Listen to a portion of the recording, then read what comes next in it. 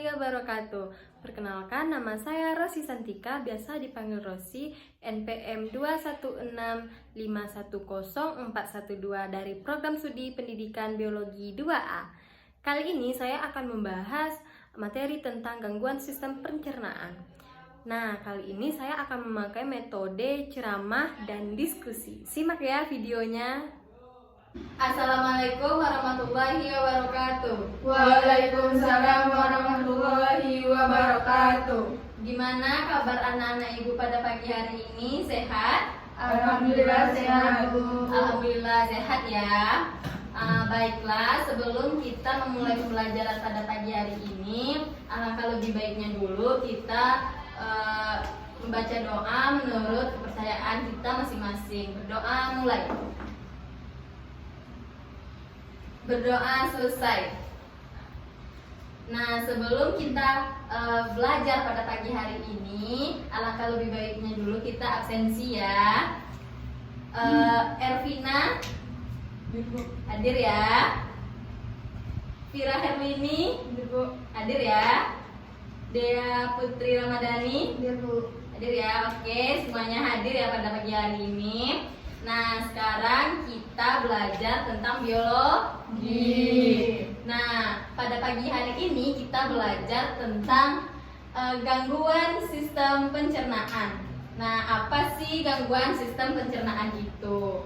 Nah, biasanya sih kebiasaan yang memicu organ tubuh kita itu adalah kurangnya makan makanan yang berserat, makan dalam posisi tidur, atau mengkonsumsi makanan yang tidak sehat, mengkonsumsi makanan yang berminyak, misalnya begitu ya, dan kurangnya olahraga. Nah, anak-anak ibu semuanya hilangkan semua yang tidak baik itu supaya pencernaan kita sehat dan lancar.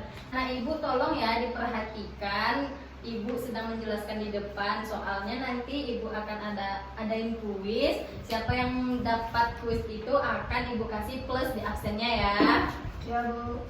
Nah, penyebab gejala dan gangguan pada pencernaan itu ada 8.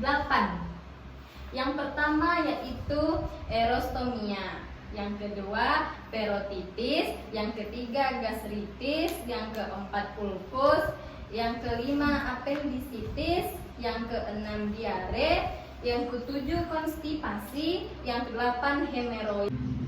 Erostomia itu merupakan penyakit kekeringan pada rongga mulut, khususnya pada lidah dan bibir kita. Gejalanya itu mulut menjadi kering, bibir pecah-pecah, terdapat bercak-bercak putih di bibir kita. Dan penyebabnya itu biasanya terjadinya gangguan pada pusat ludah kita. Ngerti ya anak ibu? Ngerti, Bu. Nah, seperti ini ya contoh dari erostomia. Nah, sekarang kita lanjut yang kedua yaitu parotitis atau gondongan. Anak-anak ibu tahu gondongan itu seperti apa? Ya, Kalau tidak tahu, anak-anak ibu bisa lihat di papan ini contoh dari gondongan itu. Nah, ini gondongan normal ya. Kalau ini udah terlalu sakit gitu ya. Ini penyebabnya adalah adanya infeksi dari bakteri atau virus pada kelenjar parotitis, adanya batu pada saluran air liur. Nah, gejalanya itu adalah pembengkakan pada kelenjar parotitis, bisa menyebabkan nyeri pada bagian rahang kita. 3. Nah, yang ketiga yaitu gastritis. Anak-anak ibu sekalian bisa dilihat di sini contoh gambar dari gastritis tersebut. Nah, ini ya contohnya. Anak-anak ibu bisa lihat di sini ya. Nah, gastritis ini merupakan penyakit peradangan atau pembengkakan pada lambung. Dinding lambung dapat menghasilkan lendir atau mukus yang tebal untuk melindungi mukosa lambung dari kerusakan akibat enzim pencernaan dan asam lambung.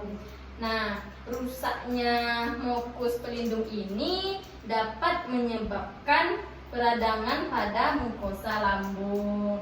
Nah, ini contoh dari peradangan mukosa lambung. Ini anak-anak ibu bisa lihat di sini, ini mukosa. Nah, ini ya zoomnya ya, supaya jelas. Gejala yang sering terjadi pada mukosa lambung ini yaitu nyeri di hulu hati, mual. Nah, kalau anak-anak ibu merasa mual, itu berarti ada gejala pada mukosa lambung kita, ya? Nah, apakah anak-anak ibu pernah merasakan gastritis tersebut? Pernah merasakan mual ya? Pernah merasakan muntah, apalagi di dalam perjalanan jauh kita naik mobil misalnya nih kan, kita pasti itu akan merasakan gastritis tersebut ya? Atau tak mual atau mungkin muntah ya. Nah, penyebabnya karena adanya infeksi pada lambung. Berarti kalau kalian muntah berarti itu terjadi infeksi pada lambung kalian ya. Nah sekarang kita masuk pada ulkus. Nah, anak-anak ibu sekalian tahu apa itu ulkus? Ulkus. Nah, ulkus itu disebut dengan biasanya ya tukak lambung. Nah, anak-anak ibu pernah dengar istilah tersebut? Pernah? Pernah ya? Nah, gejala pada ulkus ini biasanya ditandai dengan adanya luka pada dinding lambung kita atau nyeri pada ulu hati kita. Nah, kalau misalnya ada luka pada dinding lambung kita, itu disebut dengan ulkus. Nah, apalagi anak-anak ibu sering bersindawa, itu disebut dengan gejala pada ulkus. Nah, penyebab ulkus ini biasanya itu terjadi infeksi pada mukosa lambung kita atau disebut dengan bakteri Helicobacter. Nah, itu ya. Nah, kita sekarang masuk pada appendicitis atau dikenal dengan usus buntu. Nah, anak-anak ibu pernah kan mendengar orang usus buntu gitu ya, operasi usus buntu. Nah, itu penyebabnya peradangan yang terjadi pada usus buntu atau appendix itu kehilangan nafsu makan. Gejalanya kehilangan nafsu makan. Nah, yang keenam ada diare. Anak-anak ibu bisa dilihat di sini, ini gambaran diare ya, diare pada perut kita ya. Nah, diare ini gejalanya itu biasanya sering buang air besar yang encer. Iya kan?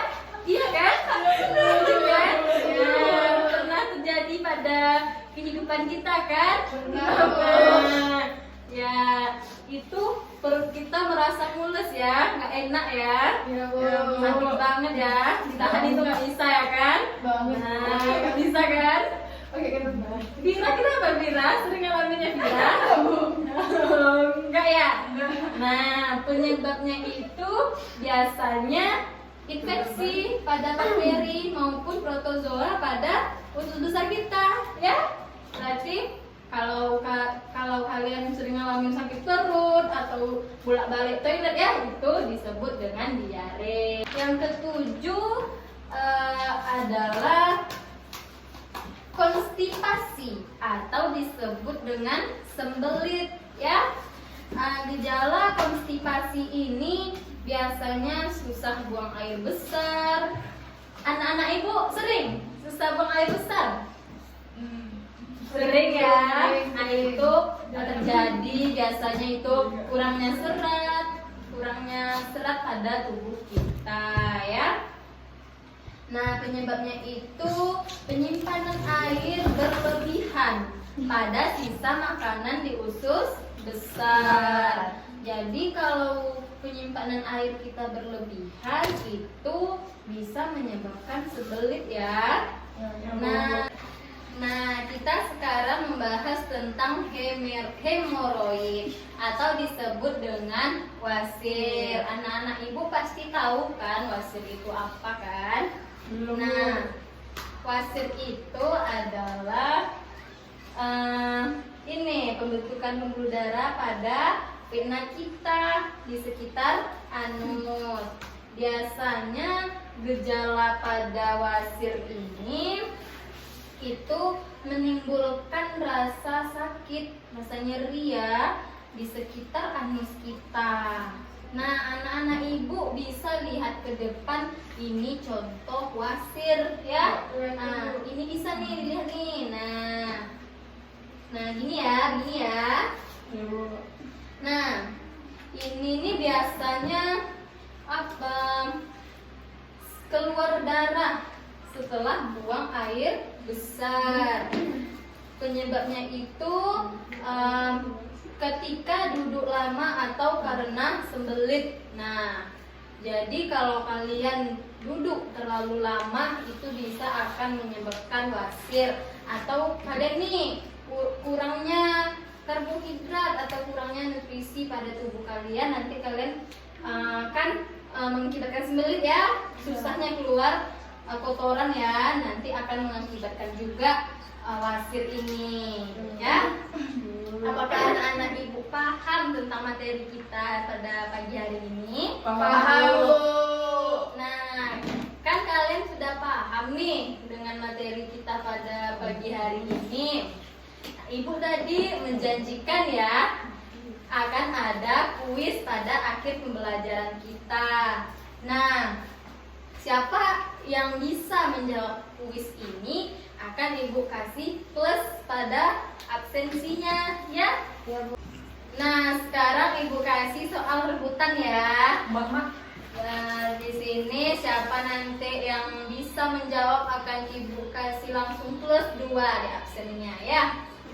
Nah, cuma 1 ya. Nah, siapa yang tahu gambar nomor 3?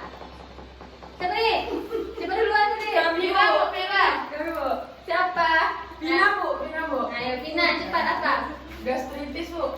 Gastritis. Betul nih, teman-teman yang lain betul enggak? Pina ya. Nah, cuma itu aja materi kita pada pagi hari ini.